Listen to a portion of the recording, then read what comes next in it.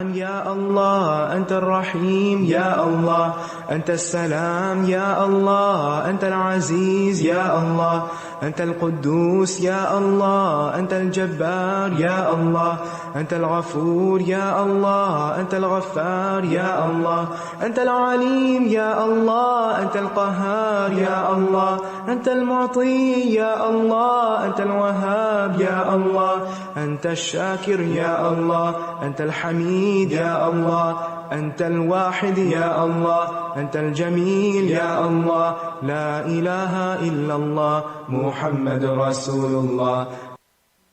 نحمده ونصلي على رسوله الكريم أما بعد فأعوذ بالله من الشيطان الرجيم بسم الله الرحمن الرحيم رب اشرح لي صدري ويسر لي أمري واحلل عقدة من لساني يفقهوا قولي.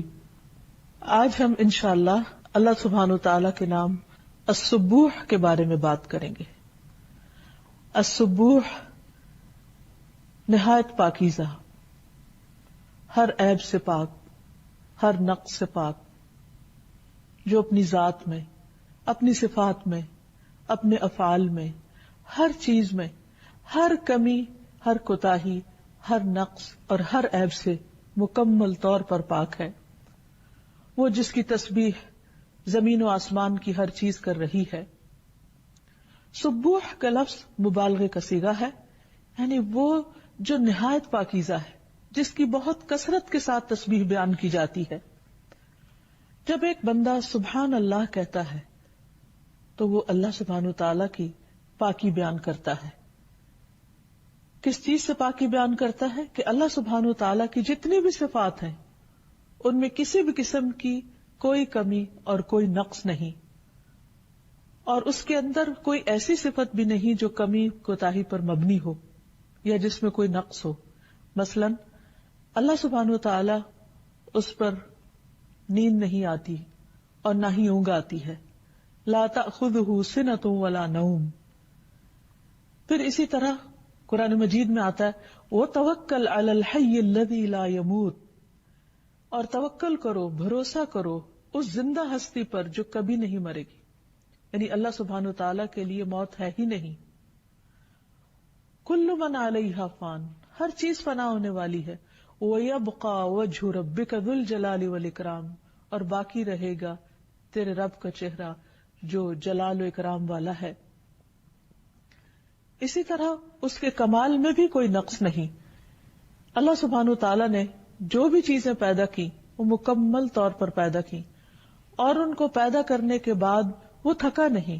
قرآن مجید میں آتا ہے وَلَقَدْ خَلَقْنَا السَّمَاوَاتِ وَالْأَرْضَ وَمَا بَيْنَهُمَا فِي سِتَّةِ أَيَّامٍ وَمَا مَسَّنَا مِن لُغُوبٍ، اور بلا شبہ یقیناً ہم نے آسمانوں اور زمین کو اور جو کچھ ان کے درمیان میں ہے 6 دنوں میں پیدا کیا، اور ہمیں کسی قسم کی کوئی تھکاوٹ لاحق نہیں ہوئی.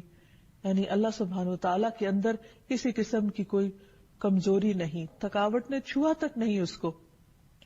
پھر اسی طرح وہ پاک ہے مخلوق کی مشابہت سے، کیونکہ وہ الہ ہے، معبود ہے، رب ہے، مقدس ہے، منزہ ہے، اور اس کے کمال میں کسی قسم کی کوئی کمی نہیں. اس لیے وہ کسی بھی طرح مخلوق کی طرح نہیں. لیس کمثلہ شیء وہو السمیع البصیر، کوئی چیز اس کی طرح نہیں اور وہ سننے والا، دیکھنے والا ہے. کیونکہ اگر کوئی چیز کسی بھی طرح سے اس جیسی ہو تو پھر وہ اس کی ذات میں یا صفات میں شریک ہو جاتی ہے. اس لیے اللہ سبحانہ وتعالی کے سوا کوئی بھی جو ہے، خواہ وہ کوئی انسان ہے، خواہ وہ فرشتہ ہے، خواہ وہ دیگر مخلوقات ہیں، ان سب کے اندر کوئی نہ کوئی کمی پائی جاتی. اور سب سے بڑی بات تو یہ کہ ان میں سے کوئی بھی ازل سے ابد تک نہیں، ہر ایک پر فنا ہے. اس لیے اللہ سبحانہ وتعالی اپنے ناموں میں، اپنی صفات میں، اپنی ذات میں، اپنے کمالات میں ہر طرح کے عیب اور نقص اور کمی سے مکمل طور پر پاک ہے. رسول اللہ صلی اللہ علیہ وسلم اللہ تعالیٰ کا یہ نام اپنے رکوع اور سجود میں لیا کرتے تھے. آپ کی تسبیحات میں یہ تسبیح شامل تھی جسے صحیح مسلم نے ذکر کیا ہے سبوح قدوس رب الملائکۃ والروح، سبوح، قدوس، بہت پاکیزہ، نہایت پاکیزہ، ہر عیب سے پاک، جو رب ہے تمام ملائکہ کا اور روح کا، جبریل امین کا۔ پھر یہ ہے کہ اللہ سبحانہ وتعالیٰ کا یہ ذاتی اور صفاتی نام ہے، یعنی سبوح، جو اس کی ذات پر بھی دلالت کرتا ہے اور اس کی صفات پر بھی۔ اللہ سبحانہ وتعالیٰ فرماتے ہیں فَسُبْحَانَ الَّذِي بِيَدِهِ مَلَكُوتُ كُلِّ شَيْءٍ وَإِلَيْهِ تُرْجَعُونَ، سو پاک ہے وہ کہ اسی کے ہاتھ میں ہے ہر چیز کی مکمل بادشاہت اور اسی کی طرف تم لوٹائے جاؤ گے۔ ایک اور جگہ پر فرمایا فَسُبْحَانَ اللَّهِ حِينَ تُمْسُونَ وَحِينَ تُصْبِحُونَ، پس اللہ کی تسبیح ہے جب تم شام کرو اور جب تم صبح کرتے ہو۔ پھر اللہ سبحانہ تعالی بندوں کے لیے بیان کیے گئے اوصاف سے بھی پاک ہے، یعنی اللہ تعالیٰ نے اپنے آپ کو منزہ اور پاک بیان کیا ہے ان صفات سے جو بندے اس کے لیے بیان کرتے ہیں۔ اللہ تعالیٰ فرماتے ہیں سبحان ربک رب العزت عما یصفون وسلام علی المرسلین، پاک ہے تیرا رب، عزت کا رب، ان باتوں سے جو وہ بیان کرتے ہیں۔ یعنی بعض اوقات بندے جب اللہ سبحانہ تعالیٰ کے بارے میں بات کرتے ہیں یا اس کے بارے میں گمان رکھتے ہیں جو اس کی ذات کو زیبا نہیں، تو اللہ سبحانہ تعالیٰ اس سے بھی ابو ہے، مبرہ ہے، پاک ہے۔ یعنی بندے اپنی عقل کی کوتاہی کی وجہ سے، کم ناسمجھی کی وجہ سے، کم فہمی کی وجہ سے بعض اوقات اللہ سبحانہ تعالیٰ کا مقام پہچانتے نہیں، اس لیے اس کے بارے میں اظہار خیال کرتے وقت بھی احتیاط نہیں برتتے۔ بعض اوقات دوسروں کو اس جیسا بتانے لگتے ہیں، بعض اوقات دوسروں کو اس سے آگے رکھ لیتے ہیں، بعض اوقات اسے کسی چیز سے تشبیہ دینے لگتے ہیں۔ تو اللہ سبحانہ تعالیٰ ان تمام چیزوں سے پاک ہے اور بندوں کی باتوں اور بندوں کے وہ وصف جو کوتاہی پر مبنی ہے ان سب سے بھی پاک ہے، یعنی اس کی ذات کو کوئی بھی چیز نقصان نہیں دیتی۔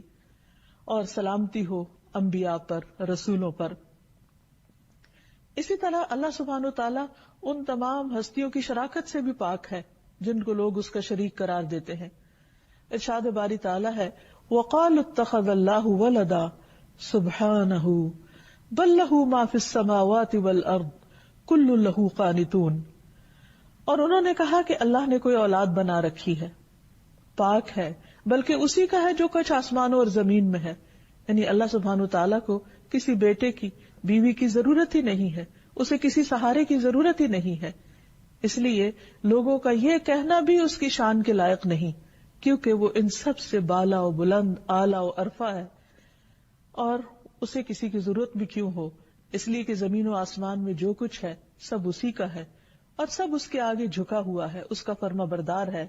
ایک اور جگہ پر فرمایا سبحان رب السماوات والارض رب العرش عما یصفون، پاک ہے آسمانوں اور زمین کا رب جو عرش کا رب ہے ان سب باتوں سے جو وہ بیان کرتے ہیں۔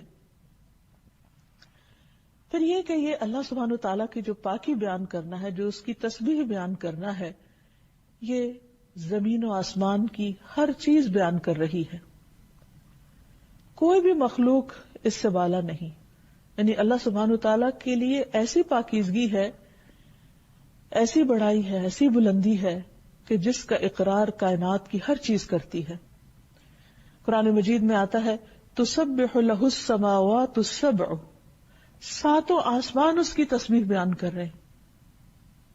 یعنی سوچئے ذرا، تصور میں لائیے کہ سارے آسمان اور ان کی وسعتیں اور جو کچھ ان کے اندر ہے، وہ سارے اس بات کا اقرار کرتے، اظہار کرتے ہیں کہ اللہ تو پاک ہے، ہر شرک سے پاک ہے، ہر شریک سے پاک ہے اور ہر عیب اور نقص سے پاک ہے۔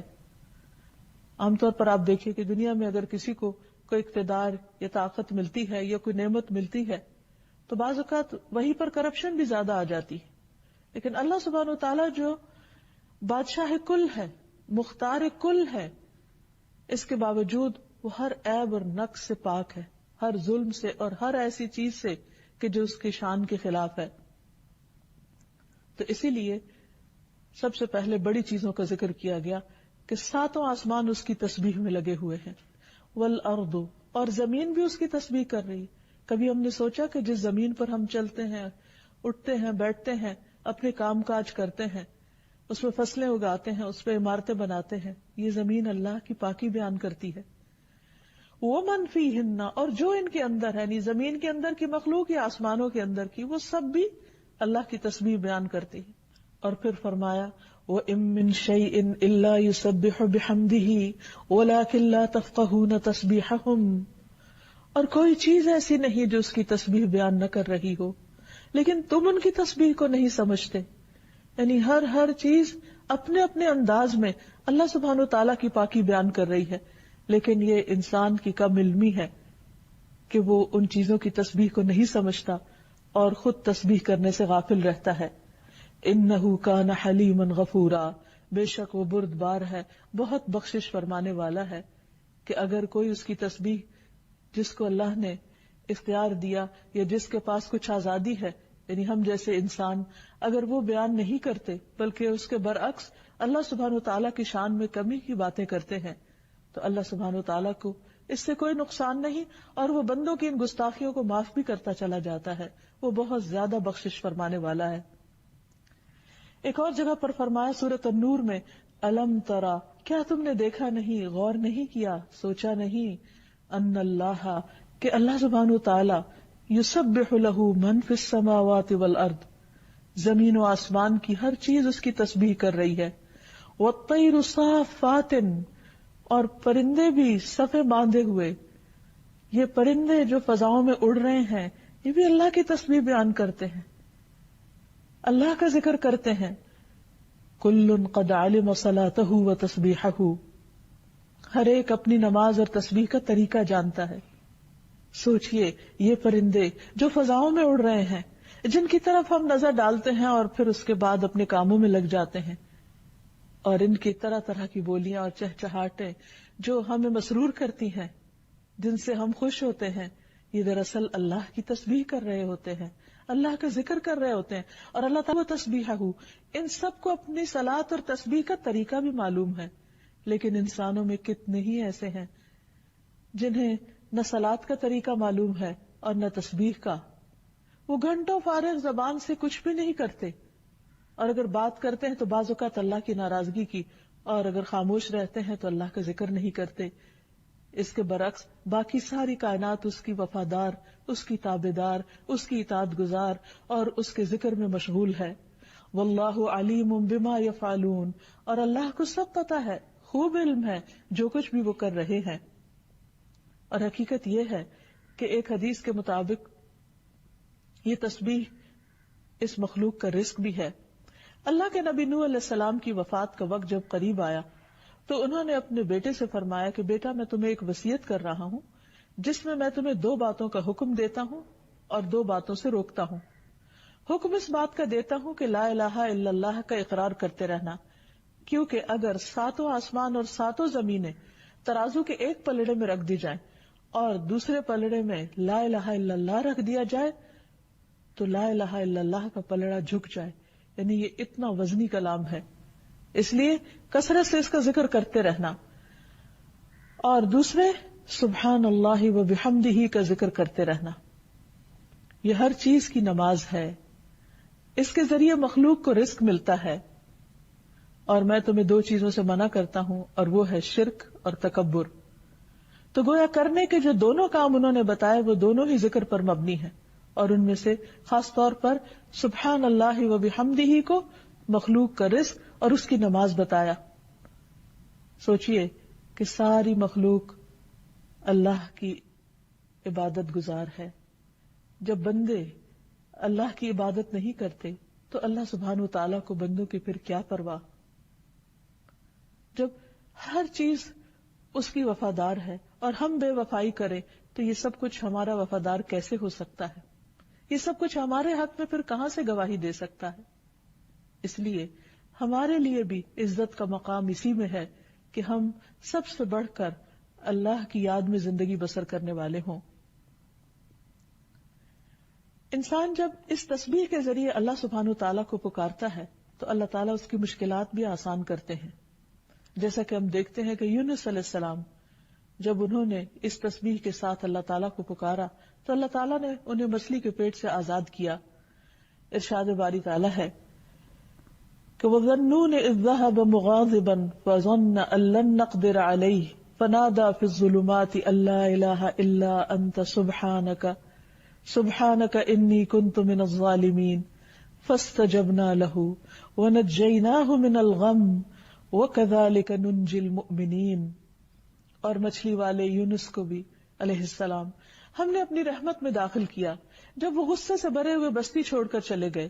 انہیں یہ گمان تھا کہ ہم ان پر گرفت نہ کر سکیں گے، پھر انہوں نے اندھیروں میں پکارا لا الہ الا انت سبحانک انی کنت من الظالمین، تیرے سوا کوئی الہ نہیں، تو پاک ہے، میں ظالموں میں سے تھا۔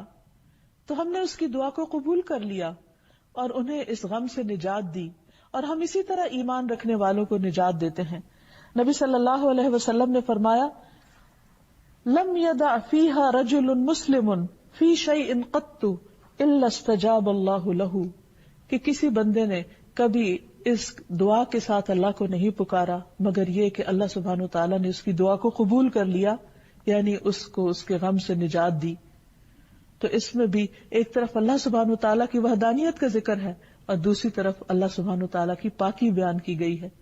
جب انسان اپنے گناہوں کا اعتراف کرتا ہے اور اپنی غلطی کو مان لیتا ہے تو اس کی یہ ادا اللہ سبحانہ وتعالیٰ کو بہت پسند آتی ہے۔ حقیقت یہ ہے کہ یہ جملہ سب سے مشکل جملہ ہے جو کوئی انسان بولے کہ I was wrong، میں غلطی پر تھا، میرا قصور ہے، میری غلطی ہے، کیونکہ اس اعتراف میں انسان کی انا اڑے آتی ہے، اور شیطان انسان کو کبھی بھی اپنی غلطی کا اعتراف کرنے نہیں دیتا، کیونکہ اس نے اپنی غلطی کا اعتراف نہیں کیا اور اس پر وہ اڑ گیا۔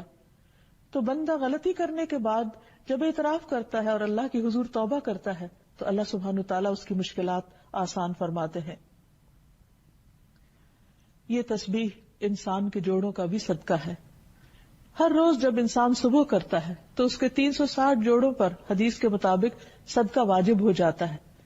تو آپ صلی اللہ علیہ وسلم نے فرمایا کل تسبیحۃ صدقہ، ہر دفعہ تسبیح کرنا، سبحان اللہ کہنا، اپنے ہی جسم کا صدقہ ادا کرنا ہے۔ پھر اسی طرح نماز میں بھی اس وصف سے اللہ سبحانہ وتعالیٰ کو پکارا جاتا ہے۔ نماز کے آغاز میں اللہ اکبر کہنے کے بعد جب ہاتھ باندھتے ہیں تو سب سے پہلے پڑھتے ہیں سبحانک اللہم و بحمدک، کہ اے اللہ تو پاک ہے اپنی تعریف کے ساتھ۔ اسی طرح نبی صلی اللہ علیہ وسلم رکوع اور سجدے میں کچھ دعائیں مانگا کرتے تھے، جس میں ایک ہے سبحانک اللہم ربنا و بحمدک اللہم اغفر لی، پاک ہے تو اے اللہ اپنی تعریف کے ساتھ، اے اللہ تو مجھے بخش دے۔ اسی طرح سوتے وقت کی دعاؤں میں بھی اللہ سبحانہ وتعالیٰ کی تسبیح ہے۔ اب جب اللہ سبحانہ وتعالیٰ کی تسبیح ساری مخلوق کر رہی ہے تو ہمارے لیے کیا لازم ہے، ہمیں کیا کرنا چاہیے؟ ہمیں بھی اللہ سبحانہ وتعالیٰ کی تسبیح کرنی چاہیے، اور تسبیح صرف زبانی نہیں، صرف ورد کے طور پر نہیں، صرف زبان کی ایکسرسائز نہیں، بلکہ اس کا معنی سمجھتے ہوئے، دل میں یہ یقین رکھتے ہوئے کہ اللہ سبحانہ وتعالیٰ ہر عیب سے پاک ہے، ہر غلط فیصلے سے پاک ہے۔ اب دیکھیے کہ عموماً ہمارا طرز عمل کیا ہوتا ہے۔ مثلا اگر کوئی فوت ہو جاتا ہے تو ہم عام طور پر اللہ سبحانہ وتعالیٰ کے اس فیصلے کو قبول نہیں کرتے۔ کبھی ہم کہتے ہیں اس کے تو ابھی بچے بہت چھوٹے تھے، ابھی اس کو نہیں جانا چاہیے تھا۔ اگر اپنے پر کوئی مشکل آ جائے تو ہم سوچتے ہیں کہ وائی می، میرے ساتھ اللہ نے ایسا کیوں کر دیا، میرے ساتھ اچھا نہیں ہوا، اٹس ناٹ فیئر۔ ایسے بہت سے جملے ہیں جو ہم عام طور پر بغیر سوچے سمجھے بولتے چلے جاتے، لیکن یہ کبھی نہیں سوچتے کہ یہ دراصل ہم اللہ سبحانہ وتعالیٰ کی ذات کی تسبیح کے منافی کر رہے ہیں۔ اگر ہم یہ کہتے ہوں، اللہ تعالیٰ کو سبوح مانتے ہوں، ہر عیب سے پاک مانتے ہوں، تو اس کے فیصلوں کو بھی درست سمجھیں، کیونکہ اللہ سبحانہ وتعالیٰ اپنے بندوں کے لیے ہم سے زیادہ مہربان ہے۔ اس کو معلوم ہے کہ کس کو کب جانا چاہیے، اسے کب کس کو فوت کرنا ہے، کس شخص کو کتنا عرصہ دنیا میں رہنا چاہیے۔ اس کا ہر فیصلہ عدل پر مبنی ہے، اس کی ہر بات ہمارے بھلے میں ہے، لیکن ہمیں اس کا یقین نہیں. اسی لیے بعض اوقات ایک طرف ہم تسبیح بھی پڑھ رہے ہوتے ہیں، سبحان اللہ بھی کہہ رہے ہوتے ہیں، لیکن بے سوچے سمجھے، بے روح، اس کا مطلب جانے بغیر. اسی طرح بعض اوقات چھوٹی چھوٹی باتوں پر ہم شکوے شکایات کر رہے ہوتے ہیں، کمپلین کر رہے ہوتے ہیں. کبھی کہتے ہیں کہ یا اللہ اتنی گرمی کیوں، سردی آ جائے تو کہتے اتنی سردی کیوں، یہ کیوں بنایا، ایسا کیوں ہو گیا، ویسا کیوں ہو گیا، یہ نہیں ہونا چاہیے تھا. یعنی بہت سے لوگ ہر وقت اپنے ماحول سے شاکی رہتے ہیں. کبھی انہیں انسانوں سے شکوہ شکایت ہوتی ہے، کبھی انہیں اپنے ماحول سے ہوتی ہے، کبھی ان کو اپنے آپ سے ہوتی، اور اس طرح وہ مسلسل ایک کرب میں رہتے، ایک تکلیف میں رہتے. ایسے حالات میں اگر انسان اللہ کی تسبیح کرنا شروع کر دے کہ اللہ تو پاک ہے، تو نے جو بھی کیا اچھا ہے، اور جو فیصلہ تو نے میرے بارے میں کیا اس میں ضرور کوئی بھلائی ہے، میں اپنی لا علمی کی وجہ سے، کم علمی کی وجہ سے، کم عقلی کی وجہ سے اس کو سمجھ نہیں پا رہا، لیکن تیرا فیصلہ ہر حال میں درست ہے. سبحان اللہ، سبحان اللہ، اللہ تو پاک ہے، اللہ تیرے فیصلے بے عیب ہیں، نقص اور کمی سے پاک ہیں، تیری رضا پر میں راضی ہوں. تو جب انسان سوچ سمجھ کر تسبیح ادا کرے گا تو اس کے دل سے وہ غم اور دکھ اور تکلیف اور پریشانی ختم ہونے لگے گی. ہم دیکھتے ہیں کہ ایک موقع پر حضرت فاطمہ رضی اللہ تعالی عنہا کو جب یہ پتا چلا کہ نبی صلی اللہ علیہ وسلم کے پاس کچھ غلام آئے ہیں، وہ چونکہ گھر کے کام کاج کر کے تھک جاتی تھی، تو انہوں نے بھی اپنے ابا جان سے یہ مطالبہ کیا کہ مجھے بھی کوئی غلام دے دیا جائے. نبی صلی اللہ علیہ وسلم اس وقت گھر میں تشریف فرما نہیں تھے، آپ کا پیغام ان کو پہنچا دیا گیا. جب آپ واپس تشریف لائے تو پتا چلا کہ حضرت فاطمہ نے غلام کا مطالبہ کیا. آپ صلی اللہ علیہ وسلم حضرت فاطمہ اور حضرت علی رضی اللہ تعالیٰ عنہما کے پاس خود تشریف لائے. اس حال میں کو دونوں لیٹ چکے تھے. آپ ان دونوں کے بیچ میں بیٹھ گئے اور ان سے بات چیت کرنے لگے اور فرمایا، کیا فاطمہ، کیا میں تجھے غلام سے بہتر چیز نہ عطا کروں؟ جب تم اپنے بستر پر آؤ تو 33 بار سبحان اللہ پڑھ لیا کرو، 33 بار الحمدللہ اور 34 بار اللہ اکبر پڑھ لیا کرو، اور یہ تسبیحات اس سے بہتر ہے کہ تمہیں غلام دیا جائے. یہ تمہاری ساری تھکاوٹ دور کر دیں گی. اور ایک حقیقت ہے کہ جب بھی انسان کسی رنج اور غم اور کرب میں ان تسبیحات فاطمہ کا ذکر کرتا ہے، ورد کرتا ہے، تو اللہ سبحانہ وتعالیٰ اس کے دکھ درد اور تکلیف کو دور فرماتے ہیں. پھر اسی طرح یہ ہے کہ اللہ سبحانہ وتعالیٰ نے ہمیں ویسے بھی کثرت کے ساتھ ذکر کا حکم دیا ہے. ارشاد باری تعالیٰ ہے، یا ایھا الذین آمنوا اذکروا اللہ ذکرا کثیرا، اے لوگو جو ایمان لائے ہو کثرت کے ساتھ اللہ کا ذکر کرو. وسبحوہ بکرۃ واصیلا، اور اس کی تسبیح کرتے رہو صبح بھی اور شام بھی. یعنی تسبیح کے لیے اگرچہ کوئی خاص وقت مقرر نہیں، کسی بھی وقت انسان کر سکتا ہے. جب بھی اس کے دل پر کوئی پریشانی ہو، کوئی چیز بادر کر رہی ہو، کسی چیز سے فرسٹریشن ہو رہی ہو، کوئی غم ہو، کوئی خوف ہو، کوئی تھکاوٹ ہو، کوئی کام رکا ہوا ہو، ان تمام مواقع پر انسان تسبیح کر سکتا ہے. لیکن یہاں پر خصوصی طور پر صبح اور شام تسبیح کا حکم ہے. رسول اللہ صلی اللہ علیہ وسلم خود کثرت کے ساتھ یہ کلمات سبحان اللہ و بحمدہ استغفر اللہ و اتوب الیہ کثرت کے ساتھ پڑھا کرتے تھے. یعنی آپ خود بھی اللہ تعالیٰ کی پاکیزگی بیان کرتے رہتے. ایک مرتبہ آپ صبح گھر سے مسجد کی طرف تشریف لے گئے، اس حال میں کہ حضرت جویریہ اپنے مصلی پر بیٹھی ہوئی تھی اور وہ کچھ پڑھ رہی تھی. جب واپس تشریف لائے تو وہ اپنی جگہ پر ہی بیٹھی تھی. آپ نے فرمایا، کیا تم اس وقت سے ذکر کر رہی ہو؟ میں جب سے تم سے جدا ہوا ہوں میں نے کچھ کلمات پڑھے ہیں جو اس سارے ذکر پر بھاری ہیں جو تم اب تک کرتی ہو اس سارے وقت میں. اور وہ کلمات کیا تھے؟ سبحان اللہ و بحمدہ عدد خلقہ ورضا نفسہ وزنۃ عرشہ ومداد کلماتہ. کس قدر یہ خوبصورت کلمات ہیں اور ان کا معنی کیا ہے؟ میں اللہ کی پاکی بیان کرتا ہوں اس کی مخلوق کی گنتی کے برابر. کتنی مخلوق ہے؟ کبھی ایک مٹھی ریت بھر کے دیکھیے اور کوشش کیجئے اسے گننے کی، آپ گن نہیں سکتے. ان صرف ہماری ایک مٹھی تو کیا، اگر ہم ہاتھ کو زمین پر رکھ کر جو ڈسٹ ہمارے ہاتھ کو لگے صرف ان ذرات کو بھی گننے کی کوشش کریں تو ہم نہیں گن سکتے.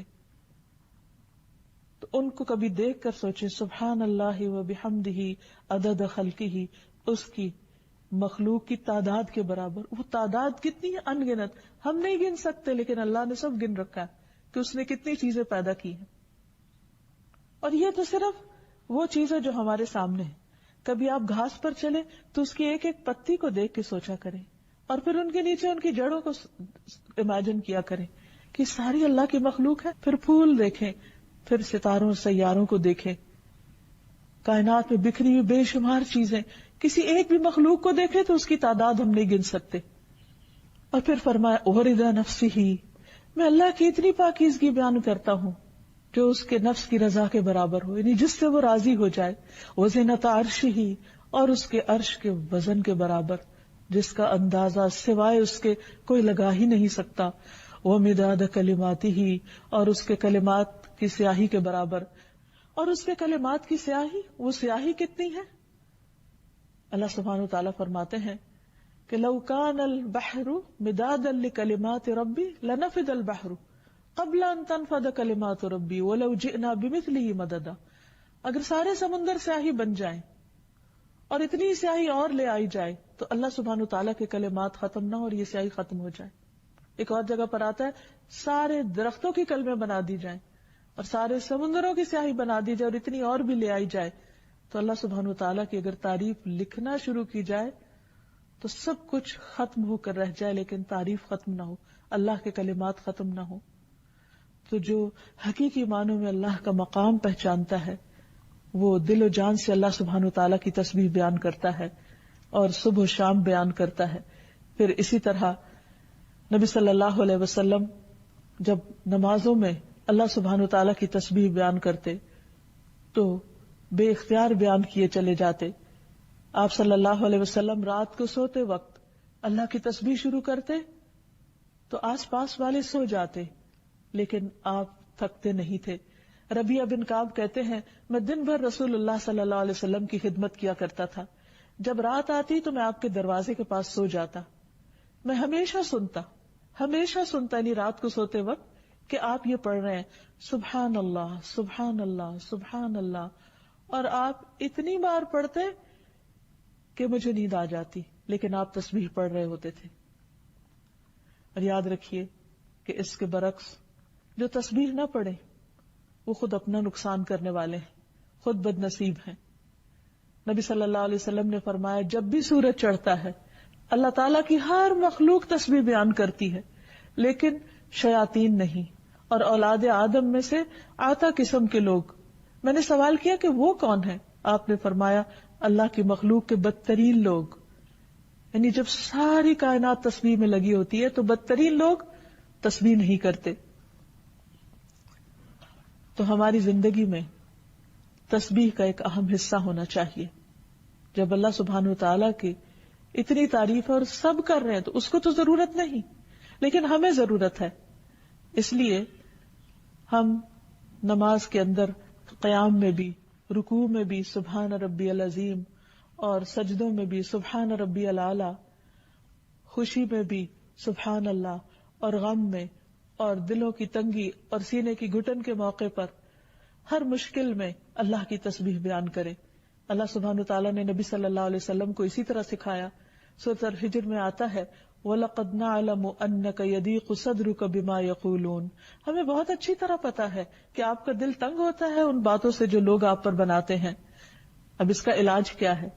بہت دفعہ ہم سب کے ساتھ ایسا ہوتا ہے کہ لوگ آپ کے بارے میں ناروا بات کرتے ہیں یا لوگوں کی باتوں سے آپ کا دل تنگ ہوتا ہے تو اس کے بارے میں فرمایا فَسَبِّحْ بِحَمْدِ رَبِّكَ وَكُن مِّنَ السَّاجِدِينَ. آپ اپنے رب کی حمد کے ساتھ اس کی تسبیح بیان کیجیے اور سجدہ کرنے والوں میں شامل ہو جائیے. وَاعْبُدْ رَبَّكَ حَتَّى يَأْتِيَكَ الْيَقِينُ. اور اپنے رب کی عبادت کیجیے یہاں تک کہ آپ کے پاس یقین آ جائے، یعنی دنیا سے جانے کا وقت آ جائے. پھر اسی طرح تسبیح ایسی چیز ہے کہ جب انسان اللہ کی پاکیزگی بیان کرنا شروع کرتا ہے تو اپنے غموں کو بھول جاتا ہے. اللہ سبحانہ وتعالی نبی صلی اللہ علیہ وسلم پر جب بہت زیادہ الزامات کی بوچھاڑ ہو گئی اور آپ پر زمین تنگ کر دی گئی تو آپ کو تسلی دیتے ہوئے فرماتے ہیں فاصبر علی ما یقولون. آپ لوگوں کی باتوں پر صبر کیجیے. وسبح بحمد ربک قبل طلوع الشمس وقبل غروبها. اور اپنے رب کی تسبیح کیجیے سورج طلوع ہونے سے پہلے اور اس کے غروب ہونے سے پہلے، فسبح واطراف النہار، اور دن کے دونوں کناروں پر، لعلک ترضی، تاکہ آپ خوش ہو جائیں. یعنی آپ کے دل میں جو تنگی ہے اور آپ پر جو پریشانی کا عالم ہے، اگر آپ ان اوقات میں خاص طور پر تسبیح کریں گے تو آپ کی پریشانی دور ہو جائے گی، آپ راضی ہو جائیں گے. اسی طرح اللہ سبحانہ وتعالیٰ نے نبی صلی اللہ علیہ وسلم پر جب اپنی نعمت تمام کر دی، اسلام کو کامیابی نصیب ہوئی، آپ کا مشن مکمل ہو گیا، تو اس وقت بھی کیا حکم آیا؟ اذا جاء نصر اللہ والفتح ورأیت الناس يدخلون فی دین اللہ افواجا فسبح بحمد ربک واستغفر انہ کان توابا. جب اللہ کی مدد اور فتح آ جائے اور تو لوگوں کو دیکھے کہ وہ اللہ کے دین میں فوج در فوج داخل ہو رہے ہیں، تو کیا کیجئے؟ اپنے رب کی حمد کے ساتھ اس کی تسبیح کیجئے اور اس سے بخشش مانگیے. یقیناً بلا شبہ وہ ہمیشہ بہت توبہ قبول کرنے والا ہے. گویا تکلیف کے وقت بھی اور خوشی کے وقت بھی، دونوں حالتوں میں اللہ کی پاکی بیان کیجئے. پھر اسی طرح رسول اللہ صلی اللہ علیہ وسلم نے فرمایا، جو شخص رات سے خوف کھائے، یعنی اندھیرے سے اس کو ڈر لگے یا وہ پریشان کرے، یا مال خرچ کرنے سے بخل کرے، یعنی مال ہے لیکن خرچ کرنے کو دل نہیں کرتا، صدقہ کرنے کو دل نہیں کرتا، یا دشمن کے مقابلے سے ڈرے، تو چاہیے کہ وہ اس قول کی کثرت کر دے، سبحان اللہ و بحمدہ، سبحان اللہ و بحمدہ، سبحان اللہ و بحمدہ. تو اس کی یہ ساری کیفیات دور ہو جائیں گی، کوئی اس کو نقصان نہیں دے سکے گا، اس کے دل کی گھٹن اور خوف اور غم اس سے دور ہو جائیں گے. اسی طرح سبحان اللہ پڑھنا انسان کی نیکیوں میں اضافے کا باعث بنتا ہے. حضرت سعد سے روایت ہے کہ ہم رسول اللہ صلی اللہ علیہ وسلم کے پاس بیٹھے ہوئے تھے کہ آپ نے فرمایا، کیا تم میں سے کوئی روزانہ 1000 نیکیاں کرنے سے عاجز ہے؟ تو لوگوں نے کہا کہ یا رسول اللہ صلی اللہ علیہ وسلم، ہم میں سے کوئی 1000 نیکیاں کیسے کر سکتا ہے؟ آپ نے فرمایا، جو شخص 100 بار سبحان اللہ پڑھتا ہے اس کے لیے 1000 نیکیاں لکھی جاتی ہیں یا اس کی 1000 خطائیں مٹا دی جاتی ہیں. پھر اسی طرح ایک اور روایت میں آتا ہے، جو شخص سبحان اللہ و بحمدہ 100 بار دن میں پڑھتا ہے تو اس کے گناہ معاف کر دیے جاتے ہیں، خواہ وہ سمندر کی جھاگ برابر ہی کیوں نہ ہو. کیونکہ گناہ انسان کے دل پر بھی بوجھ بنتے ہیں، اس کے رزق میں بھی رکاوٹ بنتے ہیں، اس کے لیے پریشانیوں کا باعث بنتے ہیں. اور کون شخص ہے جو خطا کار نہ ہو؟ ہر شخص سے غلطیاں ہوتی ہیں. تو دن بھر انسان جو بھی کوئی کمی بیشی کرے یا اپنے عمل میں کوئی کوتاہی کرے تو اس کا ازالہ تسبیح کے ساتھ کرے. گویا اللہ کی پاکیزگی بیان کرنا ان گناہوں کو مٹانے کا سبب بنتا ہے. اور ویسے بھی اللہ سبحانہ وتعالیٰ کا یہ جو نام ہے سبوح، سبوح اس ذات کے لیے ہے جس کی ہم کے ساتھ تسبیح کی جائے، یعنی صرف پاکیزگی نہیں بیان کی جائے. تسبیح میں اگر دیکھا جائے، غور کیا جائے تو اس کا مطلب ہے کہ اللہ پاک ہے، یعنی ہر کمی کوتاہی سے. اور ایسا نہیں کہ صرف کمی کوتاہی سے یا عیب اور نقص سے پاک ہے، بلکہ اس کی تعریف بھی، اس کی تمام خوبیاں کمال کی حد کو پہنچی ہوئی، اس لیے اس بنا پر اس کی تعریف بھی کی جائے گی. پھر اسی طرح جب تسبیح کی جاتی ہے اور ساتھ اس کے اللہ سبحانہ وتعالیٰ کی حمد کی جاتی، تعریف کی جاتی ہے، تو انسان اللہ کا قرب پاتا ہے. نبی صلی اللہ علیہ وسلم نے فرمایا، تم لوگ اللہ کی عظمت کا جو ذکر کرتے ہو، یعنی تسبیح، تحلیل اور تحمید کے الفاظ کہتے ہو، وہ عرش کے ارد گرد چکر لگاتے ہیں. یعنی جب ہم بولتے ہیں تو وہ صرف ہم تک نہیں رہتا، یہ صرف فرشتے ہی نہیں لکھ لیتے، بلکہ یہ عرش تک پہنچتے ہیں یہ کلمات. اور ان کی ایسی بنبناہٹ ہوتی ہے جیسے شہد کی مکھیوں کی بنبناہٹ ہوتی ہے، یعنی ان کی باقاعدہ آواز ہوتی ہے.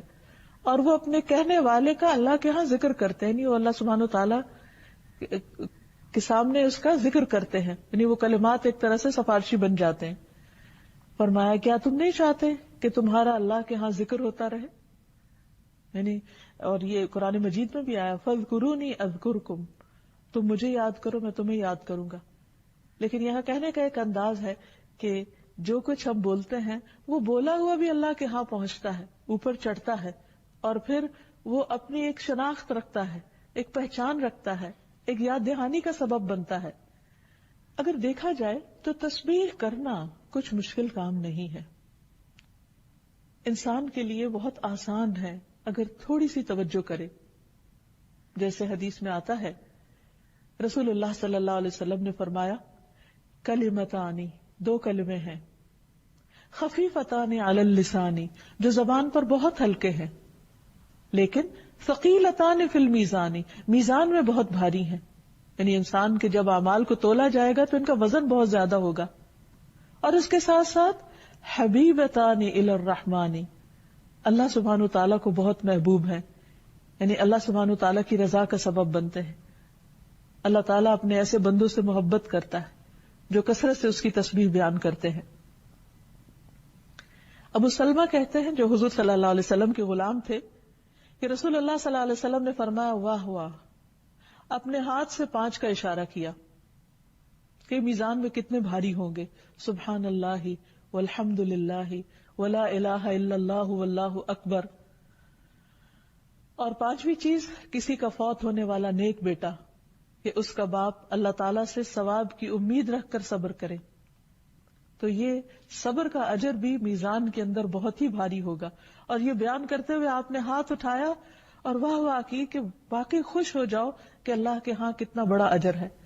پھر اسی طرح یہ کہ نہ صرف یہ کہ یہ میزان میں بھاری اور اجر اور ثواب کا باعث ہے، بلکہ گناہوں کو جھاڑنے والے بھی ہیں.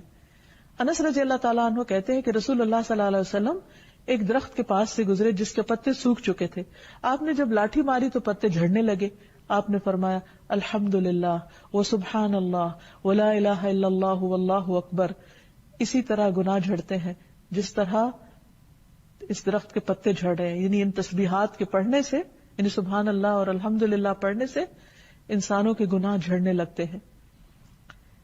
پھر اسی طرح آپ صلی اللہ علیہ وسلم کے پاس ایک بدو آیا اور وہ کہنے لگا کہ آپ کو اللہ نے جو تعلیم دی ہے اس میں سے مجھے بھی کچھ سکھائیے. آپ نے فرمایا یوں کہا کرو سبحان اللہ والحمدللہ ولا الہ الا اللہ واللہ اکبر. یہ سیکھ کر وہ چلا گیا. تھوڑی دیر پھر واپس آ گیا، کہنے لگا یہ تو جو کچھ آپ نے سکھایا ہے یہ تو اللہ کے لیے ہے، میرے لیے کیا ہے؟ تو آپ صلی اللہ علیہ وسلم نے فرمایا اے اعرابی، جب تم سبحان اللہ کہو گے تو اللہ سبحانہ تعالیٰ فرمائے گا اس بندے نے سچ کہا. الحمدللہ کہو گے تو اللہ تعالیٰ فرمائے گا سچ کہا. لا الہ الا اللہ کہو گے تو اللہ تعالیٰ فرمائے گا سچ کہا. اللہ اکبر کہو گے تو اللہ تعالیٰ فرمائے گا سچ کہا. اور جب اس کے بعد تم کہو گے اللہم اغفر لی، اللہ مجھے معاف کر دے، تو اللہ تعالیٰ تمہیں معاف کر دے گا. جب کہو گے اللہم ارحمنی، اللہ مجھ پہ رحم فرما، تو اللہ تعالیٰ تم پہ رحم فرمائے گا. اور جب تم کہو گے اللہم ارزقنی، اللہ مجھے رزق دے، تو اللہ تعالیٰ تمہیں رزق عطا کرے گا. تو اس سے یہ پتہ چلتا ہے کہ اللہ سبحانہ و تعالیٰ کی تسبیح اور حمد و ثنا کے بعد جو دعائیں کی جاتی ہیں وہ دعائیں بھی قبول ہوتی ہیں. پھر اسی طرح ایک اور جگہ سے یہ پتہ چلتا ہے کہ ہر تسبیح کے بدلے جنت میں ایک درخت بھی لگایا جاتا ہے، اور یہی تسبیحات اہل جنت کے سانس میں جاری ہو جائیں گی. نبی صلی اللہ علیہ وسلم نے فرمایا جنتیوں کو تسبیح اور تحمید اس طرح سکھائی جائے گی جس طرح تمہیں سانس لینا سکھایا جاتا ہے. تو خوش قسمت ہیں وہ لوگ جو دنیا میں اپنے کام کاج کرتے ہوئے کثرت کے ساتھ اللہ کی تسبیح بیان کریں، اللہ کی پاکیزگی بیان کریں اور آخرت میں اس کا قرب پائیں. اللہ تعالی ہمیں اس بات کی توفیق عطا فرمائے. أنت القاهر يا الله، أنت الحسيب يا الله، أنت الشافي يا الله، أنت المبين يا الله، أنت الوكيل يا الله، أنت القيوم يا الله، أنت المتين يا الله، أنت السبوح يا الله. لا إله إلا الله محمد رسول الله، لا إله إلا الله محمد رسول الله. انشاءاللہ اللہ سبحانہ تعالیٰ کے نام القدوس کے بارے میں بات کریں گے. قدوس جو نہایت پاکیزہ ہے، ہر نقص سے، ہر عیب سے، ہر کمی سے، ہر طرح کے شرک سے، ہر طرح کی خطا اور نسیان سے. وہ جو اپنی ذات میں بابرکت ہے، عظیم ہے، اسی کے آگے زمین و آسمان کی ہر چیز جھکی ہوئی ہے. ہمارا اس کے ساتھ کیا تعلق ہونا چاہیے، اس پر کیسا ایمان ہونا چاہیے، کیسا اعتماد ہونا چاہیے، آج ہم اس پر انشاءاللہ بات کریں گے. اللہ سبحانہ تعالیٰ کی قدوسیت کا اظہار فرشتوں نے بھی کیا تھا. قرآن مجید میں آتا ہے فرشتوں نے کہا وَنَحْنُ نُسَبِّحُ بِحَمْدِكَ وَنُقَدِّسُ لَكَ، ہم تیری تعریف کے ساتھ ہر عیب سے تیرا پاک ہونا بیان کرتے ہیں، تیری پاکیزگی بیان کرتے ہیں. تسبیح میں ہر عیب سے پاک بیان کرنا اور تقدیس میں پاکیزگی اور طہارت کا اظہار کرنا مقصود ہے۔ قدس کے معنوں میں طہارت و پاکیزگی بھی آتی ہے۔ اللہ سبحانہ وتعالی القدوس ہے، جو خود اپنی ذات میں، اپنی صفات میں، اپنے افعال میں، ہر چیز میں پاک ہے، ہر عیب سے بالا تر ہے، اور اسی طرح وہ پاک کرنے والا بھی ہے۔ جیسا کہ جنت کے لیے بھی یہ لفظ استعمال ہوتا ہے جو پاکیزگی کا مقام ہے۔ حدیث میں آتا ہے رسول اللہ صلی اللہ علیہ وسلم نے فرمایا، جو قدرت کے باوجود شراب ترک کر دیتا ہے، اللہ تعالیٰ فرماتے ہیں کہ میں اس کو ضرور حضیرت القدس یعنی پاکیزگی کے مقام یعنی جنت کی شراب پلاؤں گا۔ اور جو ریشم کو باوجود قدرت رکھنے کے یعنی وہ خرید سکتا ہے، پہن سکتا ہے، لیکن اس کو ترک کر دیتا ہے، یا مردوں کے لیے خاص طور پر، تو میں ضرور اس کو حضیرت القدس یعنی پاکیزگی کے مقام جنت میں سے ریشم پہناؤں گا۔ اسی طرح ہم دیکھتے ہیں کہ جبریل علیہ السلام کا نام بھی روح القدس ہے۔ قل نزلہ روح القدس من ربک بالحق، کہہ دیجئے اسے روح القدس نے تیرے رب کی طرف سے حق کے ساتھ تھوڑا تھوڑا نازل کیا ہے۔ اسی طرح تقدیس کا مطلب تطہیر، پاک کرنا ہے، جیسا کہ ہم نماز میں دعا کرتے ہیں اللہم باعد بینی و بین خطایای کما باعدت بین المشرق والمغرب ونقنی من الخطایا کما ینقی الثوب الابیض من الدنس اللہم اغسل خطایای بالماء والثلج والبرد۔ اے اللہ، میرے اور میرے گناہوں کے درمیان ایسی دوری کر دے جیسی تو نے مشرق اور مغرب کے درمیان میں کی ہے۔ اے اللہ، مجھے گناہوں سے پاک کر دے جیسے صاف کپڑا میل کچیل سے پاک صاف کیا جاتا ہے۔ اے اللہ، میرے گناہوں کو پانی، برف اور اولوں سے دھو ڈال۔ کسی چیز کو پاک کرنے کے 3 درجے ہوتے ہیں۔ نمبر 1، اس کو دور رکھنا، دور کرنا، یعنی اس چیز سے دور کرنا جو اس کے لیے ناپاکی کا سبب ہے، گندگی کا سبب ہے۔ نمبر 2، گندگی کو ہٹا دینا، جیسے یہاں پر کہا گیا کہ مجھے گناہوں سے پاک کر دے، یعنی جس طرح میلا کپڑا پاک کیا جاتا ہے، یعنی اس کو اس سے نکال دے۔ اور تیسرا یہ ہے کہ اس کو دھونا اور صاف کرنا، میرے گناہوں کو برف سے، پانی سے اور اولوں سے دھو ڈال۔ تو اسی طرح اللہ سبحانہ وتعالی سے ہم دعا کرتے ہیں کہ وہ ہمارے گناہوں کو دھو ڈالے اور ہمیں ہر طرح کے عیب اور ان چیزوں سے بچائے جو ہمارے لیے دنیا اور آخرت میں شرمندگی کا باعث بننے والے ہوں۔ اسی طرح اس لفظ کے معنی میں برکت اور خیر کثیر بھی آتا ہے، جیسے ارض مقدس کو ارض مبارکہ بھی کہا گیا ہے، یعنی وہ جگہ جہاں اللہ سبحانہ تعالیٰ نے بہت برکتیں رکھ دی، جس کا ذکر قرآن مجید میں بھی آتا ہے۔ سبحان الذی اسری بعبدہ لیلا من المسجد الحرام الی المسجد الاقصی الذی بارکنا حولہ، پاک ہے وہ جو رات کے ایک حصے میں اپنے بندے کو حرمت والی مسجد سے بہت دور کی اس مسجد تک لے گیا جس کے ارد گرد کو ہم نے برکت دی ہے۔ تو وہ جگہ مبارک ہے اور اس کو ارض مقدس بھی کہا گیا۔ تو تقدیس جو ہے وہ برکت کے معنوں میں بھی استعمال ہوتا ہے، یعنی اللہ سبحانہ تعالیٰ کی ذات بابرکت ہے اور برکتیں عطا کرنے والی بھی۔